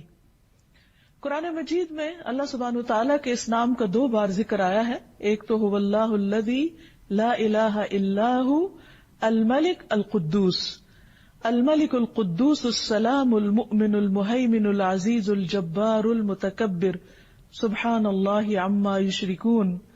وہ اللہ ہی ہے جس کے سوا کوئی معبود نہیں، وہ بادشاہ ہے نہایت پاک، سلامتی والا، امن دینے والا، نگہبان، سب پر غالب، اپنی مرضی چلانے والا، بے حد بڑائی والا، پاک ہے اللہ اس سے جو وہ شریک ٹھہراتے ہیں۔ اور دوسرے سورۃ الجمعہ میں یسبح للہ ما فی السماوات وما فی الارض الملک القدوس العزیز الحکیم، آسمانوں اور زمین میں موجود تمام مخلوق اس کی تسبیح کر رہی ہے جو بادشاہ ہے، مقدس ہے، غالب ہے، حکمت والا ہے۔ یہاں ایک خاص قابل ذکر بات یہ ہے کہ دونوں جگہ پر اللہ سبحانہ تعالیٰ کا یہ نام الملک کے ساتھ آیا ہے کہ وہ حقیقی بادشاہ ہے، سب سے بڑا ہے، سارے اختیارات کا مالک ہے، لیکن اس کے ساتھ ساتھ نہایت پاکیزہ ہے اور پاکیزگی بخشنے والا ہے۔ اسی طرح احادیث میں بھی اس نام کا ذکر آتا ہے جس کا آگے جا کر ہم انشاءاللہ ذکر کریں گے. تو یہاں پر خاص طور پر جو چیز ہمیں سمجھنی چاہیے وہ یہ کہ انسان ہمیشہ سے اپنی فطرت میں خیر پسند ہے. اللہ سبحانہ تعالیٰ نے اس کو خیر اور بھلائی پر پیدا کیا، اس لیے انسان اپنی ذات میں اس بات کا تقاضا کرتا ہے کہ وہ کسی ایسی ہستی کو جانے جو ہر عیب سے پاک ہو. انسان اپنی ذات میں پرفیکشن کی تلاش میں ہوتا ہے اور وہ بندوں کے اندر یہ صفات ڈھونڈتا ہے کہ ایسے بندوں سے اس کا تعلق ہو جن کے اندر کوئی عیب نہ ہو، کوئی خطا نہ ہو، کوئی غلطی نہ ہو، کوئی کمی کوتاہی نہ ہو. لیکن حقیقت یہ ہے کہ یہ ساری صفات تو صرف اللہ سبحانہ تعالیٰ کے اندر ہی ہیں. اس لیے جب انسان کا تعلق اللہ تعالیٰ سے صحیح طور پر نہیں ہوتا، وہ اللہ تعالیٰ کو نہیں پہچانتا، تو پھر دنیا میں جب وہ صفات لوگوں کے اندر یا مخلوق کے اندر تلاش کرتا ہے تو اس کو مایوسی ہوتی ہے اور یہ چیز اس کے لیے پریشانی کا باعث بنتی ہے. تو اللہ سبحانہ تعالیٰ نے اپنے بندوں کو مایوس نہیں کیا. اس نے قرآن مجید میں اور نبی صلی اللہ علیہ وسلم کی زبان سے اپنا ایسا تعارف کروایا کہ جس سے ہمیں پتہ چلتا ہے کہ وہی وہ رب ہے جو ہر طرح سے پاک ہے، ہر طرح کے نقائص سے، ہر طرح کے شرک سے، ہر طرح کی کمزوریوں سے، ہر طرح کی بھول چوک سے، اور یہ صرف اسی کی ذات ہو سکتی ہے. اس لیے جب انسان دنیا سے پریشان ہوتا ہے اور لوگوں کی بہت سی چیزوں سے اس کو مایوسی ہوتی ہے تو پھر وہ اللہ سبحانہ تعالیٰ کی طرف رجوع کرتا ہے، اور جب انتہائی پاکیزگی کے تصور کے ساتھ اس کی طرف راغب ہوتا ہے تو حقیقی معنوں میں اس کے دامن میں پناہ لیتا ہے. پھر یہ کہ اللہ سبحانہ تعالیٰ بندوں کو پاک بھی کرتا ہے. بندہ اپنے آپ کی پاکی کتنی بھی بیان کرے لیکن اللہ سبحانہ تعالیٰ نے اس سے منع بھی کیا ہے اور ایسا ممکن بھی نہیں. اللہ تعالیٰ فرماتے ہیں الم تر الی الذین یزکون انفسہم بل اللہ یزکی من یشاء ولا یظلمون فتیلا. کیا تم نے ان لوگوں کو نہیں دیکھا جو اپنے آپ کو پاک کہتے ہیں، بلکہ اللہ پاک کرتا ہے جسے چاہتا ہے. یعنی کوئی بھی اپنی پاکی دامن کے دعوے نہ کرے، کیونکہ ہر انسان خطا کار ہے اور اس سے غلطیاں ہوتی ہیں اور دن رات گناہ کرتا ہے انسان. تو اس لیے کوئی بھی یہ نہیں کہہ سکتا کہ میں معصوم ہوں یا میں ہر گناہ سے پاک ہوں. اللہ سبحانہ تعالیٰ جس کو پاک کرے اور گناہوں کے بعد جس کی توبہ قبول کر لے اور جس کی خطائیں اس سے دور کر دے، جیسے کہ ہم دعا کرتے ہیں ہر نماز میں کہ اللہ تعالیٰ تو ہماری خطاؤں کو دھو ڈال. تو جب انسان اپنی ان خطاؤں کے دھونے کی اللہ سبحانہ تعالیٰ سے دعا کرتا ہے تو اللہ تعالیٰ ہی اس کو پاک کرتا ہے اور پھر نتیجتاً اس کو آخرت کی پکڑ سے بچاتا ہے. پھر یہ بات بھی یاد رہے کہ جو اللہ تعالیٰ کی پاکی بیان کرے گا اللہ تعالیٰ اس کو پاک کرے گا. ابو برزہ اسلمی کہتے ہیں کہ رسول اللہ صلی اللہ علیہ وسلم اپنے آخری ایام میں جب کسی مجلس سے اٹھتے تو یہ کلمات کہتے سبحانک اللہم و بحمدک اشہد ان لا الہ الا انت استغفرک و اتوب الیک. تو ایک آدمی نے آپ سے پوچھ لیا کہ اے اللہ کے رسول صلی اللہ علیہ وسلم، آپ آج کل وہ کلمات کہتے ہیں جو آپ نے پہلے کبھی نہیں کہے. آپ نے فرمایا یہ اس چیز کے کفارے کے لیے ہے جو مجلس میں ہو جاتی ہے. جیسا کہ سب جانتے ہیں کہ جب بھی کچھ لوگ اکٹھے ہو کر بیٹھتے ہیں تو ضروری نہیں کہ اس مجلس میں کوئی خطا نہ ہو، کوئی غلطی نہ ہو، اور بعض اوقات انسان جب کسی مجلس سے اٹھتا ہے تو ایک بوجھل دل کے ساتھ بھی اٹھتا ہے. جب انسان بات چیت میں مشغول ہوتا ہے یا ہنسی مذاق میں یا ایک دوسرے کے ساتھ کسی بھی قسم کی گفتگو میں، تو اس وقت اس کو پتہ نہیں چلتا، لیکن اٹھنے کے بعد اس مجلس کے ختم ہونے کے بعد بعض اوقات دل پر بوجھ سا رہ جاتا ہے. تو ایسے میں اللہ سبحانہ تعالیٰ نے یہ دعا سکھا دی کہ اگر کوئی شخص یہ چاہے کہ وہ ایسی تمام چیزوں سے جو بھول چوک کے ساتھ ہوئی ہو یا بندوں کے حقوق کے معاملے میں اس سے کوئی کمی کوتاہی ہو گئی ہو تو وہ وہاں سے اٹھنے سے پہلے ہی اپنے آپ کو صاف کر لے اور اللہ سبحانہ تعالیٰ سے بخشش کی دعا کر لے. پھر اسی طرح جو دوسروں پر ظلم نہیں کرتا اللہ سبحانہ تعالیٰ اس کو پاک کرتے ہیں، کیونکہ اللہ سبحانہ تعالیٰ خود پاک ہیں اور پاکیزگی کو پسند کرتے ہیں. اللہ سبحانہ تعالیٰ ہر شرک سے بھی پاک ہے، اس کا کوئی شریک نہیں. اور پھر اس کے لیے لوگوں نے، انسانوں نے جتنے بھی قسم کے انداد یا شرکاء بیان کیے ہیں، اللہ سبحانہ تعالیٰ ان سب سے بھی پاک ہے. جیسے قرآن مجید میں آتا ہے وَجَعَلُوا لِلَّهِ شُرَكَاءَ الْجِنِّ وَخَلَقَهُمْ وَخَرَقُوا لَهُ بَنِينَ وَبَنَاتٍ بِغَيْرِ عِلْمٍ سُبْحَانَهُ وَتَعَالَى عَمَّا يَصِفُونَ بَدِيعُ السَّمَاوَاتِ وَالْأَرْضِ أَنَّى يَكُونُ لَهُ وَلَدٌ وَلَمْ تَكُن لَهُ صَاحِبَةٌ وَخَلَقَ كُلَّ شَيْءٍ وَهُوَ بِكُلِّ شَيْءٍ عَلِيمٌ. ان لوگوں نے جنوں کو اللہ کا شریک بنا دیا حالانکہ اللہ ہی نے ان کو پیدا کیا. تو جس کو اللہ نے خود پیدا کیا وہ اللہ تعالیٰ کا شریک تو نہیں ہو سکتا. پھر بغیر علم کے اللہ کے لیے بیٹے اور بیٹیاں گھر ڈالے. جو کچھ یہ لوگ بیان کرتے ہیں اللہ اس سے پاک اور بہت بلند ہے. پھر اسی طرح ایک اور جگہ پر فرمایا قُلْ إِنْ كَانَ لِلرَّحْمَنِ وَلَدٌ فَأَنَا أَوَّلُ الْعَابِدِينَ سُبْحَانَ رَبِّ السَّمَاوَاتِ وَالْأَرْضِ رَبِّ الْعَرْشِ عَمَّا يَصِفُونَ. آپ ان سے کہیے کہ اگر رحمان کا کوئی بیٹا ہوتا تو سب سے پہلے میں اس کی عبادت کرنے والا ہوتا. پاک ہے آسمانوں اور زمین کا رب جو عرش کا رب ہے اس سے جو وہ بیان کرتے ہیں. تو اللہ سبحانہ وتعالی ہر طرح کے شریکوں سے پاک ہے، یعنی اس کی ذات اتنی بلند اعلیٰ و عرفہ ہے کہ اس کو کسی بھی مددگار کی اور کسی بھی سکسیسر کی ضرورت نہیں. پھر اللہ سبحانہ وتعالی ہر طرح کے نقص اور کمی سے پاک ہے، جیسے موت سے پاک ہے. قرآن مجید میں آتا ہے وَتَوَكَّلْ عَلَى الْحَيِّ الَّذِي لَا يَمُوتُ. اس ذات پر بھروسہ کیجئے، اس ذات پر اپنا اعتماد رکھیے جو ہمیشہ سے زندہ ہے اور اسے کبھی موت نہیں آئے گی. انسان چونکہ اپنی ذات میں کمزور ہے، انسان محتاج ہے، اس لیے وہ چاہتا ہے کہ وہ کسی ایسے سہارے کو پکڑے، اپنی مشکلات میں کسی ایسے کو تھامے کہ جو واقعی اس کو سہارا دینے والا ہو اور وہ کبھی ختم نہ ہو. انسان جب انسانوں کے اندر ایسے سہارے تلاش کرتا ہے، انسانوں کے اندر ایسے مددگار چاہتا ہے، تو ظاہر ہے کہ انسان تو کمزور ہے. دنیا کی ہر چیز فنا ہونے والی ہے، اس لیے انسان اگر ان میں سے کسی بھی چیز کے اوپر بھروسہ کرتا ہے تو وہ ایک نہ ایک دن سب ختم ہونے والے ہیں.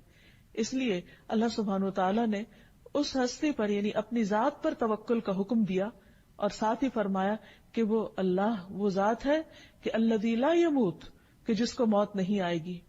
پھر اسی طرح اسے اونگ اور نیند بھی نہیں آتی، لا تأخذہ سنۃ ولا نوم. اس لیے جب رات کو تمام لوگ سو جاتے ہیں تو اللہ سبحانہ وتعالی نہیں سوتا. انسان زیادہ سے زیادہ کتنا جاگ سکتا ہے؟ اگر کوئی کسی کی مدد دل و جان سے بھی کرنا چاہے تو نہیں کر سکتا اپنی کمزوریوں کی وجہ سے، اپنی کوتاہیوں کی وجہ سے. لیکن اسے ایک ایسی ہستی چاہیے کہ جو ان کمیوں سے پاک ہو، اور وہ صرف اللہ سبحانہ وتعالی ہی کی ذات ہو سکتی ہے. اس لیے اس پر ہی بھروسہ کرنا چاہیے. اس کو ہم چاہیں تو دن میں پکاریں، چاہیں تو رات کو پکاریں، وہ ہر حال میں سنتا ہے. وہ صرف سوتا ہی نہیں، اس کو اونگ بھی نہیں آتی، اس کو تھکاوٹ بھی لاحق نہیں ہوتی. وہ ایک لمحے بھر کے لیے بھی غافل نہیں ہوتا اور وہ ہر وقت سنتا ہے. وہ اونچی آواز سے بھی سنتا ہے اور وہ آہستہ آواز سے بھی سنتا ہے. وہ دکھی دلوں کی پکار بھی سنتا ہے اور وہ عام حالات میں بھی جب بندہ اس کو پکارتا ہے وہ اس کو سنتا ہے. پھر اسی طرح اللہ سبحانہ وتعالی ہر طرح کے ظلم سے پاک ہے. قرآن مجید میں آتا ہے ان اللہ لا یظلم مثقال ذرۃ. اللہ سبحانہ وتعالی کسی پہ ذرے برابر بھی ظلم نہیں کرتا. وَإِن تَكُ حَسَنَةً يُضَاعِفْهَا. اگر وہ ذرہ نیکی کا ہوتا ہے تو اسے کئی گنا بڑھا دیتا ہے. وَيُؤْتِ مِن لَّدُنْهُ أَجْرًا عَظِيمًا. اور وہ اپنے پاس سے بہت بڑا اجر عطا کرتا ہے. یعنی بندوں کی کوششوں کو، بندوں کی نیکیوں کو اپنی رحمت سے قبول کرنے والا ہے. اور کس طرح قبول کرتا ہے کہ کوئی ایک قدم بڑھتا ہے تو اللہ سبحانہ وتعالیٰ اس کی طرف 10 قدم آتے ہیں. پھر اسی طرح ایک اور جگہ پر فرمایا کہ ان اللہ لا یظلم الناس شیئا. اللہ تعالیٰ لوگوں پر کچھ بھی ظلم نہیں کرتا. ولکن الناس انفسهم یظلمون. لیکن لوگ خود اپنی جانوں پر ظلم کرنے والے ہیں. یعنی کسی پہ ظلم کرنا یہ ایک بہت بڑا عیب ہے. اللہ سبحانہ وتعالیٰ اس عیب سے پاک ہے. رسول اللہ صلی اللہ علیہ وسلم نے فرمایا بے شک اللہ تعالیٰ کسی مومن سے ایک نیکی کا بھی ظلم نہیں کرے گا. یعنی اگر کسی نے کسی وقت چھوٹی سی بھی کوئی کوشش کی ہے تو اس کو بھی قبول کرتا ہے اور اس کو ضائع نہیں کرتا.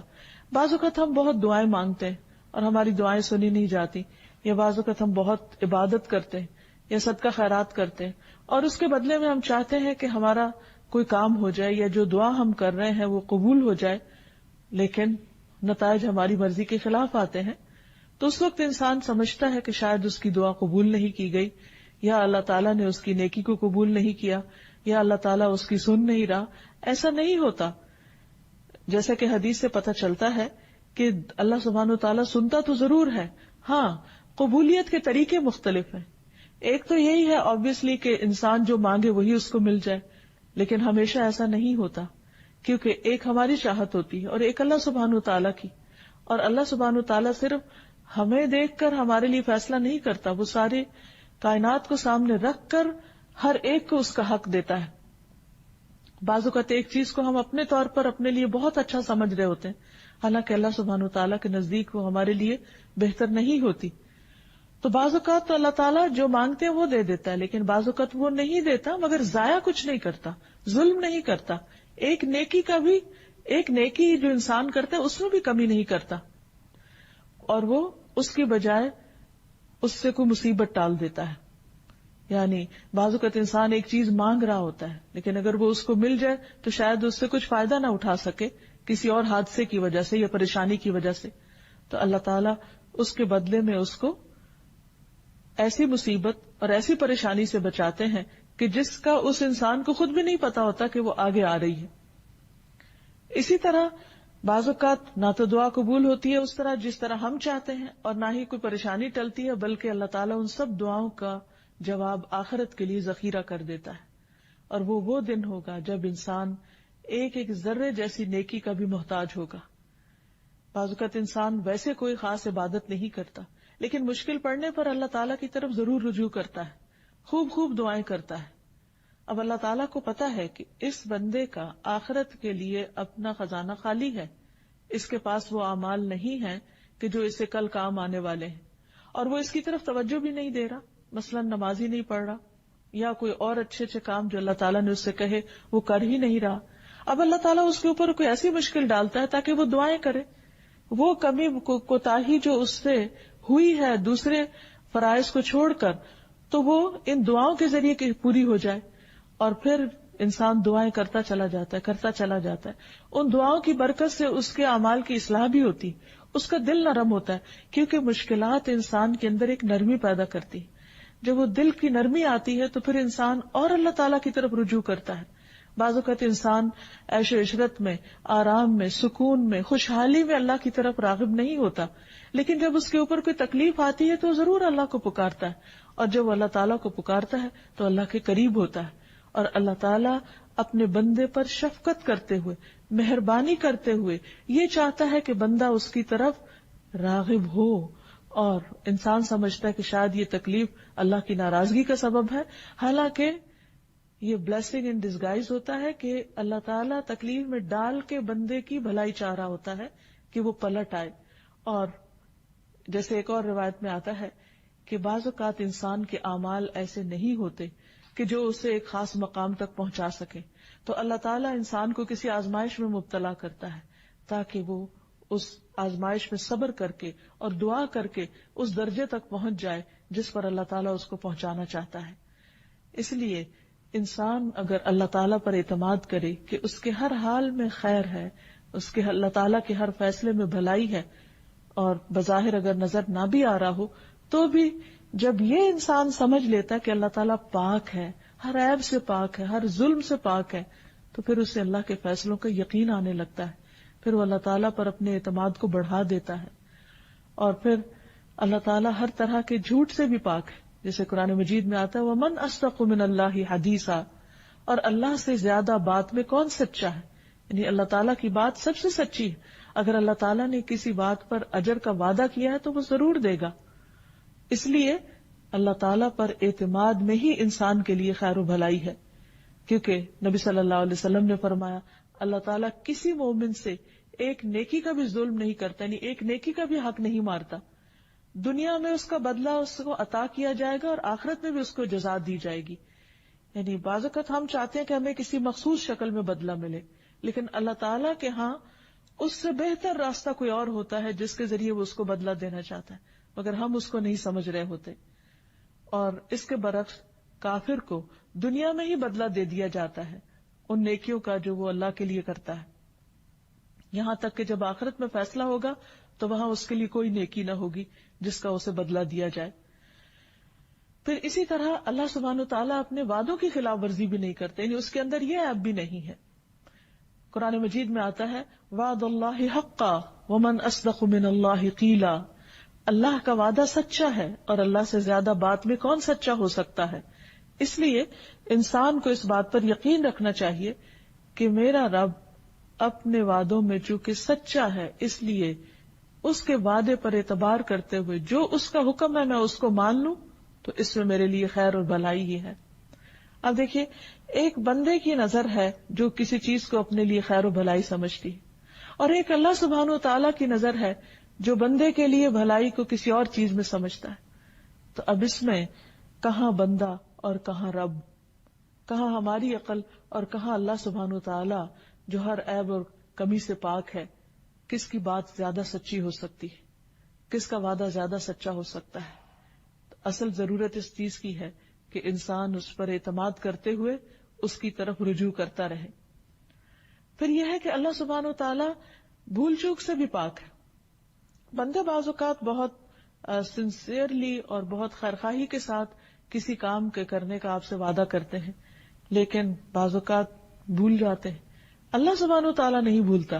قرآن مجید میں آتا ہے لا یضل ربی ولا ینسا، میرا رب نہ بھٹکتا ہے اور نہ بھولتا ہے، وہ اس کمی سے پاک ہے. اس لیے بندے کو ہمیشہ اس پر اعتماد کرنا چاہیے کہ اگر اس کی دعا نہیں سنی جا رہی یا اس کی دعا قبول نہیں ہو رہی تو اس میں اس کے لیے خیر و بھلائی ہے. اللہ تعالیٰ بھولے نہیں ہیں، وہ ضرور اس کا بدلہ اس کو دیں گے. پھر اسی طرح اللہ تعالیٰ فقر اور بخل سے بھی پاک ہے. قرآن مجید میں آتا ہے وقالت الیہود ید اللہ مغلولہ غلت ایدیہم ولعنوا بما قالوا بل یداہ مبسوطتان ينفق کیف یشاء. اور یہود نے کہا کہ اللہ کا ہاتھ بندھا ہوا، یعنی اللہ بندوں کے اوپر خرچ نہیں کرتا. ان کے ہاتھ باندھے گئے اور ان پر لعنت کی گئی اس وجہ سے جو انہوں نے کہا، بلکہ اس کے دونوں ہاتھ کھلے ہیں، وہ خرچ کرتا ہے جیسے چاہتا ہے. اس لیے اللہ سبحانہ و تعالیٰ سے ہمیشہ خیر کی امید رکھنی چاہیے، اور انسان اگر سارے کے سارے اول و آخر بھی اللہ سبحانہ و تعالیٰ سے مانگے اور وہ سب کو عطا کرے تو بھی اللہ تعالیٰ کے خزانوں میں کسی قسم کی کوئی کمی نہیں آتی. پھر اسی طرح اللہ سبحانہ و تعالیٰ جیسا کوئی بھی نہیں. اللہ سبحانہ و تعالیٰ ہر ایک سے بڑا اور عظیم ہے، کیونکہ قدوس میں عظمت کا معنی بھی پایا جاتا ہے. پھر یہ کہ اللہ تعالیٰ کو کسی بھی چیز کی حاجت نہیں، کسی بھی چیز کی ضرورت نہیں، نہ اس کو کھانے کی ضرورت ہے نہ اس کو آرام کی ضرورت ہے. پھر یہ کہ اس سے کوئی چیز چھپی ہوئی نہیں. ان اللہ لا يخفى علیہ شیء فی الارض ولا فی السماء. پھر یہ کہ وہ ظاہر کو بھی جانتا ہے اور چھپے ہوئے کو بھی جانتا ہے. انہ یعلم الجہر وما یخفی. پھر اللہ تعالیٰ سے کوئی مخلوق بھی اوجھل نہیں. بعض اوقات انسان دیکھتا ہے کہ دوسرے لوگ اس پر ظلم کر رہے ہیں اور شیطان اس کے دل میں وسوسہ ڈالتا ہے کہ کہاں ہے تمہارا رب جو تمہیں ان کے ظلم سے نجات دے. اللہ سبحانہ و تعالیٰ اگر ہوتا تو یہ بندے ظلم نہ کر سکتے، حالانکہ ایسا نہیں ہے. اگر اللہ تعالیٰ کسی بندے کی رسی دراز کرتا ہے، جیسے حدیث میں آتا ہے کہ اللہ تعالیٰ ظالم کو مہلت دیتا ہے اور پھر اچانک اس کو پکڑ لیتا ہے، تو اس کا یہ مطلب نہیں کہ اللہ تعالیٰ دیکھتا نہیں ہے یا وہ ظالم اس کی نگاہوں سے چھپے ہوئے ہیں. کچھ بھی نہیں چھپا ہوا. قرآن مجید میں آتا ہے وَعِندَهُ مَفَاتِحُ الْغَيْبِ لَا يَعْلَمُهَا إِلَّا هُوَ وَيَعْلَمُ مَا فِي الْبَرِّ وَالْبَحْرِ وَمَا تَسْقُطُ مِنْ وَرَقَةٍ إِلَّا يَعْلَمُهَا وَلَا حَبَّةٍ فِي ظُلُمَاتِ الْأَرْضِ وَلَا رَطْبٍ وَلَا يَابِسٍ إِلَّا فِي كِتَابٍ مُبِينٍ. اور اس کے پاس غیب کے خزانے ہیں جنہیں اس کے علاوہ کوئی نہیں جانتا. وہ خشک اور تر سب کا جاننے والا ہے. کوئی پتا بھی گرتا ہے تو اسے اس کا علم ہے. زمین کی تاریکیوں میں کوئی دانہ یا کوئی خشک اور تر ایسا نہیں جو کتاب مبین کے اندر محفوظ نہ ہو. یعنی اللہ سبحانہ و تعالی ہر ایک کی حرکتوں پر نظر رکھے ہوئے ہے. ہاں، یہ اس کے قانون کا حصہ ہے کہ اس نے دنیا میں انسانوں کو اچھا یا برا کرنے کے لیے مہلت دے رکھی ہے. اس لیے کبھی اگر ایسے حالات ہوں تو انسان کو صبر کرنا چاہیے، انتظار کرنا چاہیے. اور دنیا میں ہم بہت دفعہ دیکھتے ہیں جیسے اللہ تعالیٰ نے فرمایا وَتِلْكَ الْأَيَّامُ نُدَاوِلُهَا بَيْنَ النَّاسِ کہ یہ دن ہم لوگوں کے درمیان پھیرتے رہتے ہیں. کبھی ایک کے حصے میں کوئی خیر آ جاتی ہے اور کبھی دوسرے کے حصے میں، اس لیے کہ دنیا امتحان کی جگہ ہے. اگر یہاں ہر چیز انسان کی مرضی کے مطابق ہو جائے تو پھر انسان کا امتحان ہی ختم ہو جائے. بعض اوقات اللہ سبحانہ وتعالی انسان کو نعمتیں دے کر آزماتا ہے اور بعض اوقات اس سے نعمتیں واپس لے کر آزماتا ہے، اور دونوں ہی حال امتحان کے ہیں. ہم عام طور پر یہ سمجھتے ہیں کہ شاید تکلیف کی حالت امتحان کی ہے اور نعمت کی نہیں، جبکہ دونوں ایکولی امتحان ہیں. ایک حالت میں یا دوسری حالت میں ہمارا اللہ سبحانہ وتعالی کے ساتھ کیسا تعلق رہا. پھر یہ کہ القدوس جو ہر عیب سے پاک ہے وہ کبھی غافل بھی نہیں ہوتا. قرآن مجید میں آتا ہے وَمَا اللَّهُ بِغَافِلٍ عَمَّا تَعْمَلُونَ، اللہ اس سے ہرگز غافل نہیں جو بھی تم کر رہے ہو. یعنی نعمتوں کی حالت میں جو کچھ کر رہے ہو یا نعمتوں کے جانے پر جو کچھ کر رہے ہو، تمہارے ریئیکشنز، تمہارے باتیں، تمہاری سوچیں، تمہارے معاملات، تمہارا طریقہ زندگی، سب کا سب اللہ سبحانہ تعالیٰ کے علم میں ہے. پھر یہ ہے کہ اللہ سبحانہ تعالیٰ بندوں کی ناقدری نہیں کرتا. یعنی اگر ایک شخص دنیا میں تکلیف اٹھا رہا ہے اور وہ اسٹرگل کر رہا ہے اپنے حالات کو بہتر بنانے کے لیے اور اس کے ساتھ ساتھ اپنی آخرت کی بھی فکر کر رہا ہے، تو ایسا نہیں کہ اللہ تعالیٰ اس سے غافل ہے اور وہ اس کی کوششوں کا قدردان نہیں. اللہ تعالیٰ فرماتے ہیں وَمَنْ أَرَادَ الْآخِرَةَ وَسَعَى لَهَا سَعْيَهَا وَهُوَ مُؤْمِنٌ فَأُولَئِكَ كَانَ سَعْيُهُمْ مَشْكُورًا، اور جس نے آخرت کا ارادہ کیا اور اس کے لیے کوشش کی جو اس کے لائق کوشش ہے، جبکہ وہ مومن ہو، تو یہی لوگ ہیں جن کی کوشش کی ہمیشہ سے قدر ہوئی ہے. یعنی ایمان کے ساتھ انسان جو بھی کوشش کرے، چھوٹی یا بڑی، اللہ سبحانہ وتعالیٰ اس کا قدردان ہے. پھر یہ بھی یاد رہے کہ اللہ تعالیٰ بلا وجہ کسی کو نہیں پکڑتا، یعنی بلا وجہ کسی پر عذاب نہیں بھیجتا، کیونکہ وہ ظالم نہیں ہے. پھر یہ بھی یاد رہے کہ اللہ تعالیٰ کسی کا محتاج نہیں، اسے بندوں کے اعمال نہیں چاہیے. بعض اوقات ایسا ہوتا ہے کہ جب ہم پر کوئی مشکل آتی ہے تو ہم اس وقت اپنی عبادت میں اضافہ کر دیتے. ہاں، یہ تو ضرور ہے کہ اللہ تعالیٰ کو راضی کرنے کے لیے انسان کو کرنا چاہیے، لیکن اگر کوئی یہ سمجھے کہ نعوذ باللہ اللہ تعالیٰ کو بندوں کے کسی عبادت کی ضرورت پیش آ گئی ہے تو اس لیے اس نے بندوں کے رزق میں کمی کی یا کسی اور چیز میں، تاکہ وہ اپنی عبادت کے ذریعے اللہ کو راضی کر کے وہ کمی دور کروا سکے، تو ایسا نہیں ہے. اللہ سبحانہ وتعالیٰ کو کسی کا کچھ بھی عمل، کوئی بھی عبادت نہیں چاہیے. ہاں، اگر انسان صبر کرتا ہے تو اپنی ذات کے لیے، کوشش کرتا ہے تو اپنے فائدے کے لیے، شکر کرتا ہے تو اپنے لیے. ارشاد باری تعالیٰ ہے وَمَن يَشْكُرْ فَإِنَّمَا يَشْكُرُ لِنَفْسِهِ وَمَن كَفَرَ فَإِنَّ اللَّهَ غَنِيٌّ حَمِيدٌ، کہ جو شکر ادا کرتا ہے وہ اپنے ذات کے لیے شکر ادا کرتا ہے، یعنی اس کی یہ شکر گزاری اس کو خود فائدہ دے گی. یعنی ہم جو بھی عبادت کرتے ہیں یا جو بھی اللہ سبحانہ وتعالیٰ کا ذکر کرتے ہیں یا اس کی نعمتوں پر اس سے راضی ہوتے ہیں، اس سے محبت کرتے ہیں، تو اس سارے کا فائدہ کچھ بھی اللہ تعالیٰ کو نہیں، بلکہ اللہ تعالیٰ ہمارے لیے ان سارے اعمال کو گن گن کر رکھ رہا ہے اور دنیا میں بھی اس کا فائدہ دیتا ہے اور آخرت میں بھی دے گا. اسی طرح اگر انسان اللہ تعالیٰ کی عبادت میں تھک رہا ہے یا کوشش کر رہا ہے تو اس کا فائدہ بھی خود انسان کو پہنچنے والا ہے. وَمَن جَاهَدَ فَإِنَّمَا يُجَاهِدُ لِنَفْسِهِ، اور جو جہاد کرتا ہے، جد و جہد کرتا ہے، اپنے ہی فائدے میں کرتا ہے. إِنَّ اللَّهَ لَغَنِيٌّ عَنِ الْعَالَمِينَ، اللہ سارے جہان والوں سے بے نیاز ہے. پھر اسی طرح یہ ہے کہ اللہ سبحانہ وتعالی اس سے بھی پاک ہے کہ کوئی اس کا نقصان کرے یا اس کو کسی قسم کی کوئی اذیت پہنچا سکے.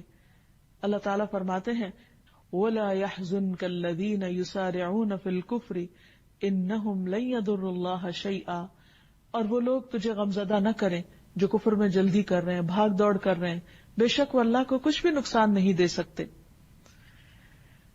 تو یہ ہے اللہ سبحانہ تعالیٰ کی پاکیزگی اور بلندی اور اس کا ہر عیب سے، ہر کوتاہی اور ہر کمی سے پاک ہونا. جب ہم یہ جان لیں کہ ہمارا رب ایسا ہے تو پھر ہمیں اس کی طرف اور تیزی کے ساتھ آگے بڑھنا چاہیے، اس پر بھروسہ کرنا چاہیے، اس کا دامن تھام لینا چاہیے اور اس سے خوب خوب دعائیں کرنی چاہیے.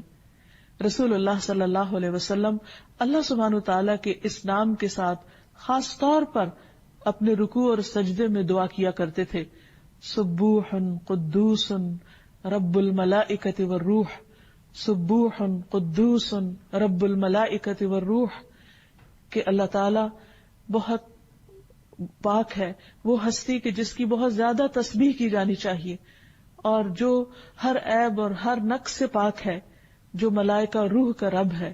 تو آپ سوچئے کہ کبھی بھی آپ کے دل میں کوئی وسوسہ آئے اور آپ اپنے وسوسوں سے پریشان ہو، یا دل میں کوئی بدگمانی آئے اللہ تعالیٰ کے بارے میں یا اس کے دین کے بارے میں یا اس کے فیصلوں کے بارے میں، یا کسی پریشانی کے وقت شیطان آپ کو اللہ تعالیٰ سے دور لے جانے لگے، تو سجدے میں پڑھ کر یہ دعا مانگیے، سبوح قدوس رب الملائکۃ والروح، کہ اللہ سبحانہ و تعالیٰ کا کوئی فیصلہ بھی غلط نہیں ہو سکتا، اللہ سبحانہ و تعالیٰ ظلم نہیں کرتا، وہ کسی پر زیادتی نہیں کرتا، وہ اپنے وعدوں میں سچا ہے، وہ میرے حال سے غافل نہیں ہے۔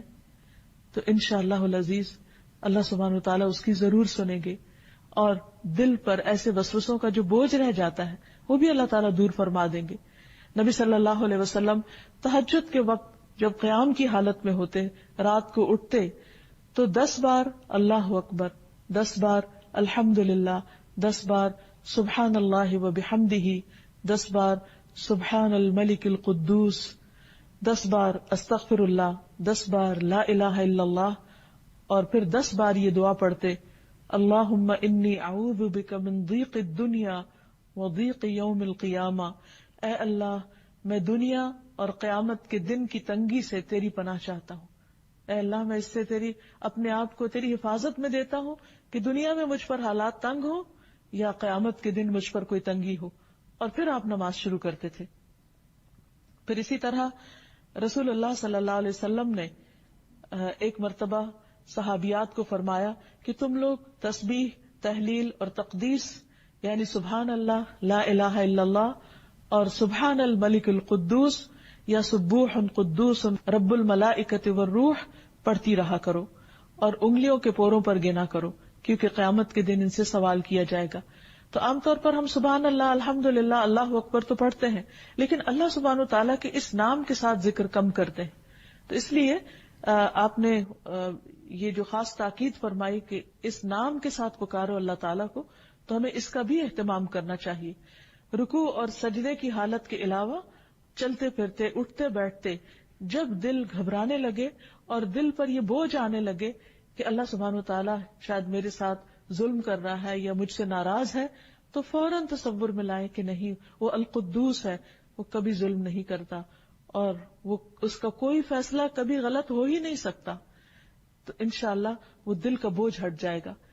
پھر اسی طرح یہ ہے کہ عام حالات میں بھی اللہ سبحانہ تعالیٰ کی تعریف اور تسبیح کرتے رہنا چاہیے، اور اپنے خیالات کو، اپنے عقائد کو ہر طرح کے شرک کی نجاست سے پاک رکھنا چاہیے، اور اپنے تمام اعمال کو اللہ کے لیے خالص کرنا چاہیے۔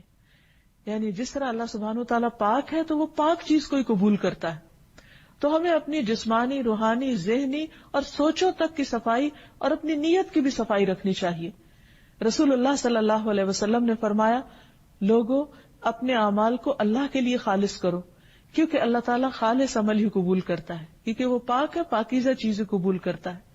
اسی طرح ہمیں اپنے دلوں کی بھی صفائی کرنی چاہیے، اپنے دلوں کو بھی پاک کرنا چاہیے ہر طرح کے حسد سے، بغض سے، نفرت سے، اور بندوں کے بارے میں بدگمانی سے، اور خود اللہ سبحانہ تعالیٰ اور اس کے رسولوں اور اس کے فرشتوں کے بارے میں بھی بدگمانی سے، اور طرح طرح کے گناہوں سے، کیونکہ جب انسان کے دل پر گناہ چھا جاتے ہیں تو اس کا دل زنگ آلود ہو جاتا ہے۔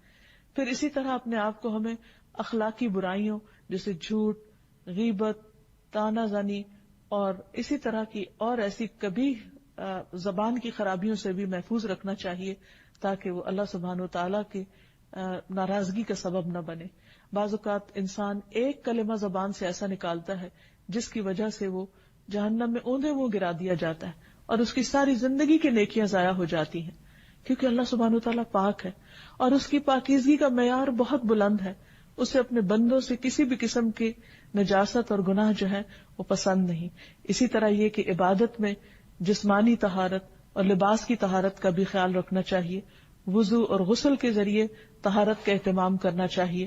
پھر مال میں پاکیزگی اختیار کرنی چاہیے، حلال طریقوں سے کمانا چاہیے، اور اس مال کی زکوٰۃ بھی ادا کرنی چاہیے۔ تو اللہ سبحانہ وتعالی ہمیں اس بات کی توفیق دے کہ ہم اس کے اس مقام کو سمجھیں اور اپنی زندگی میں بھی پاکیزگی لانے کی کوشش کریں. وآخر دعوانا ان الحمد للہ رب العالمین. أنت القاهر يا الله، أنت الحسيب يا الله، أنت الشافي يا الله، أنت المبين يا الله، أنت الوكيل يا الله، أنت القيوم يا الله، أنت المتين يا الله، أنت السبوح يا الله، لا إله إلا الله، محمد رسول الله.